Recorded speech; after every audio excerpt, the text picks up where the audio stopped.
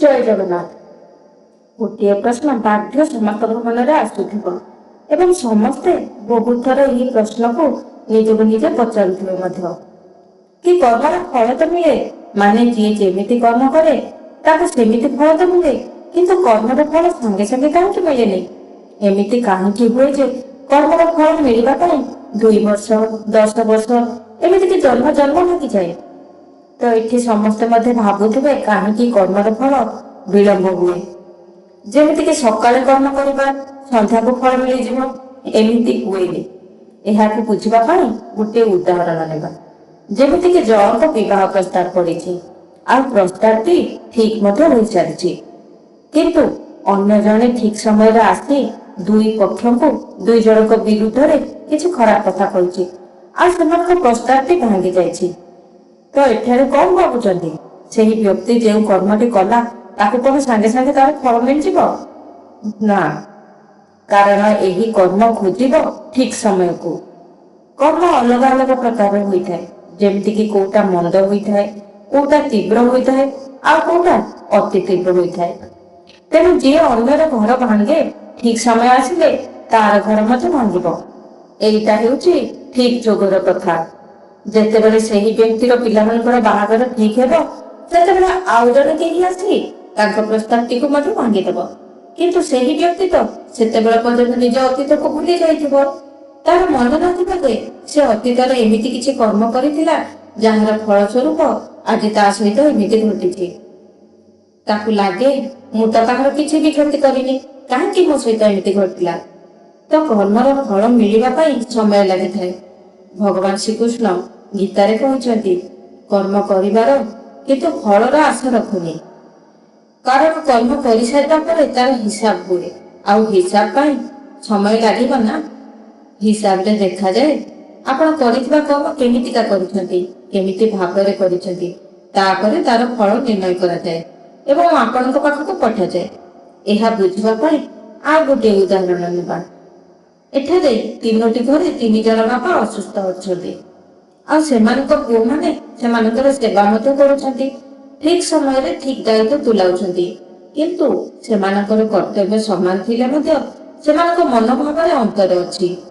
ପ୍ରଥମ ଘରର ପୁଅଟି ମନ ଖୁସିରେ ନିଜର ସୌଭାଗ୍ୟ ମନେ କରି କୌଣସି ସ୍ୱାର୍ଥ ନ ରଖି ବାପାଙ୍କ ସେବା କରୁଛି, ଆଉ ଦ୍ୱିତୀୟ ଘରର ପୁଅଟି ସେବା ତ ପୁରା କରୁଛି, ହେଲେ ତା ମନରେ ଖୁସି ନାହିଁ, ଅଧିକ ସମ୍ପତ୍ତି ପାଇବାର ଆଶା ରଖିକି ସେବା କରୁଛି, ଯେମିତିକି ତା ବାପା ତାର ସେବାରେ ଖୁସି ହୋଇ ତାକୁ ଅଧିକ ଧନ ସମ୍ପତ୍ତି ଦେଇଦେବେ। ଆଉ ତୃତୀୟ ଘରର ପୁଅଟି ନା ଖୁସି ମନ ନା କିଛି ସ୍ୱାର୍ଥ ରଖି ସେବା କରୁଛି, ସେ ସେବା କରୁଛି ବାଧ୍ୟତାମୂଳକରେ। ଯଦି ସେବା ନ କରିବ, ନାନା ଲୋକ ନାନା କଥା କହିବେ। ସେ ମନେ ମନେ ଭାବୁଥିବ ଏଇ ସେବାର କେତେବେଳେ ସମାପ୍ତ ଘଟିବ। 3 ଜଣ ଯାକ ସମାନ ଖାଇବା ଦେଉଥିଲେ, ସମାନ ଯତ୍ନ ନେଉଥିଲେ, ସମାନ ସେବା ବି କରୁଥିଲେ, କିନ୍ତୁ ଅସମାନତା ଥିଲା ସେମାନଙ୍କ ଭାବରେ। ତ ଏଠି ଆପଣମାନେ କଣ ଭାବୁଛନ୍ତି? କାହାକୁ ଭଲ ଫଳ ମିଳିବ ବୋଲି ଭାବୁଛନ୍ତି? ଏଠାରେ ଯାହାକୁ କିଛି ଦରକାର ନଥିଲା ତାକୁ ହିଁ ସବୁ କିଛି ମିଳିବ, ଏହା ହିଁ ତ ଭଗବାନଙ୍କର ଖେଳ। ତେଣୁ ଯଦି କେବେ ମଧ୍ୟ କାହାର ସେବା କରୁଛନ୍ତି, ତେବେ କିଛି ମଧ୍ୟ ଆଶା ରଖିକି କରନ୍ତୁନି। ଯାହା କିଛି ବି କରିବେ ବିନା ସ୍ୱାର୍ଥରେ କରନ୍ତୁ। କର୍ମର ଫଳ ବିଷୟରେ ଜାଣିବା ପାଇଁ ଆଉ ଗୋଟିଏ ଉଦାହରଣ ନେବା। ଏହି ଉଦାହରଣଟି ଆଜିକା ଦିନରେ ଗୋଟିଏ ସାଧାରଣ ଘଟଣା ହୋଇସାରିଲାଣି। ଆଜିକାଲି ଦେଖୁଥିବେ ଯେ ଜଣେ ଜଣଙ୍କୁ ବାହାଘରର ପ୍ରଲୋଭନ ଦେଖାଇ ତା ସହିତ ସମୟ ଅତିବାହିତ କରୁଥାଏ, କିନ୍ତୁ ଧୀରେ ଧୀରେ ତାର ସ୍ୱାର୍ଥ ହାସଲ ହେଇସାରିବା ପରେ ସେ ତା ସହିତ ସମସ୍ତ ସମ୍ପର୍କ ଭାଙ୍ଗି ଦେଇଥାଏ। ଏଠାରେ ଯିଏ ଯାହା ସହିତ ବିଶ୍ୱାସଘାତକତା କରିଲା ତାକୁ ତ ଆଉ ସାଙ୍ଗେ ସାଙ୍ଗେ ତାର କଲା କର୍ମର ଫଳ ମିଳିଯିବନି, ସମୟ ଲାଗିବ।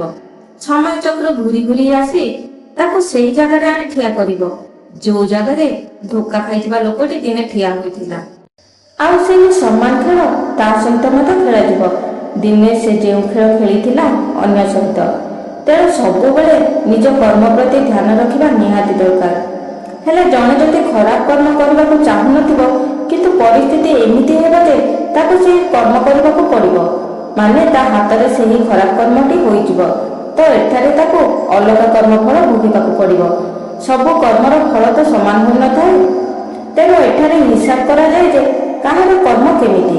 କର୍ମର ହିସାବ କରିବା ବେଳେ ପ୍ରଥମେ ଭାବକୁ ନଜରରେ ରଖାଯାଏ। ଯେମିତି ଜଣେ ରାସ୍ତାରେ ଗୋଟିଏ ଗୁଣ୍ଡୁଚି ମୂଷାକୁ ଦେଖିଲା, ଆଉ ତା ମନରେ ଭାବ ଆସିଲା ମୁଁ ତାକୁ ମାରିବି। ଜାଣି ଶୁଣି ତା ଉପରେ ଗାଡ଼ି ଚଢ଼େଇ ମାରିଦେଲା। ସେମିତି ଆଉ ଜଣେ ମଧ୍ୟ ସେ ରାସ୍ତାରେ ଯାଉଥିଲା, ଆଉ ରାସ୍ତାରେ ଗୁଣ୍ଡୁଚି ମୂଷାଟିକୁ ଦେଖିଲା, କିନ୍ତୁ ଗୁଣ୍ଡୁଚି ମୂଷାଟି ତା ଗାଡ଼ି ତଳକୁ ପଳେଇ ଆସିଲା। ଏଠାରେ ତାର ମନରେ ନଥିଲା ସେ ଗୁଣ୍ଡୁଚି ମୂଷାକୁ ମାରିବ ବୋଲି। ସେ ବଞ୍ଚାଇବାକୁ ଚେଷ୍ଟା କରିଥିଲା, କିନ୍ତୁ ଗୁଣ୍ଡୁଚି ମୂଷାଟି ତା ଗାଡ଼ି ତଳେ ଆସି ମରିଯାଇଥିଲା। ତ ଏଠାରେ ତାର ମାରିବାର ମନୋବୃତ୍ତି ନଥିଲା ନା, ତଥାପି ତାର ଗାଡ଼ି ଚକା ତଳେ ଗୁଣ୍ଡୁଚି ମୂଷାଟା ମରିଯାଇଥିଲା। ତ ଏଠାରେ ଆପଣମାନେ କ'ଣ ଭାବୁଛନ୍ତି? ଉଭୟଙ୍କ କର୍ମ ସମାନ, କିନ୍ତୁ କ'ଣ ଭାବ ସମାନ ଥିଲା କି? ନା। ତେଣୁ ସେମାନଙ୍କ କର୍ମଫଳ କେମିତି ସମାନ ହେବ? ତେଣୁ ଯେଉଁମାନେ କହୁଥିବେ କର୍ମର ଫଳ କାହିଁକି ତୁରନ୍ତ ମିଳେନି, ସେମାନଙ୍କୁ ଆପଣମାନେ ନିଶ୍ଚିତ ରୂପେ ଏ ଭିଡ଼ିଓଟିକୁ ପଠାଇଦେବେ। ନିଜର ଭାବକୁ ଠିକ୍ ରଖିବେ, କର୍ମ ଠିକ୍ କରିବେ। କଷ୍ଟ ତ ଲାଗିବ, କିନ୍ତୁ ଧୀରେ ଧୀରେ ସବୁ ଅଭ୍ୟାସରେ ପରିଣତ ହୋଇଯିବ। ଆଉ ଯଦି କିଛି ନିଜ ସହିତ ଖରାପ ଘଟିଲା ତ କେବେ ମଧ୍ୟ ଅନ୍ୟକୁ ନିନ୍ଦା ଦେବେନି, ଆଉ ନିଜ କଲା କର୍ମର ଫଳ ବୋଲି ଭାବି ନେବେ। ଆଉ ସବୁ କିଛି ପାଇଁ ଆପଣ ଭଗବାନଙ୍କୁ ଧନ୍ୟବାଦ ତ ନିହାତି ଦେବେ। ଦେଖିବେ ଧୀରେ ଧୀରେ ସବୁ ଠିକ୍ ହୋଇଯିବ।